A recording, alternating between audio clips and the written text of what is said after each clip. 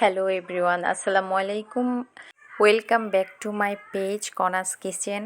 আজকের রেসিপি শিং মাছ ভুনা।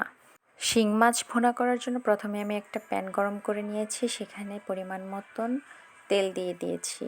তেল গরম হয়ে যাবার পর পেঁয়াজ এবং কাঁচামরিচ কুচি দিয়ে দিয়েছি। হালকা ভেজে 1 কাপ পানি দিয়ে দিয়েছি। 1 চা চামচ জিরা পেস্ট, 1 চা চামচ হলুদ গুঁড়া, 1 চা চামচ মরিচ গুঁড়া, 1 চা চামচ সজ গুঁড়া। এবার পরিমাণ মতো লবণ দিয়ে দিয়েছি। টুকরো করে রাখা শিং মাছ দিয়ে দিয়েছি। কষিয়ে নিব ভালোভাবে, নেড়ে চেড়ে এবার ঢেকে দিব।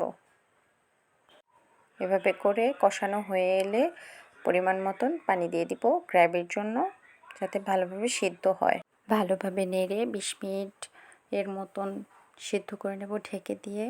রেসিপিটি ভালো লাগলে অবশ্যই বাসায় একদিন হলেও ট্রাই করবেন, দেখবেন ভালো লাগবে। এভাবে করে রান্না করে দিলে কেউ কখনো না করতে পারবে না, আর আপনার প্রশংসা করতে সে বাধ্য। আমার বাসায় তো সবাই খেয়ে খুব প্রশংসা করেছে। সো আপনারা ভালো থাকবেন। আল্লাহ হাফিজ। আসসালামু আলাইকুম।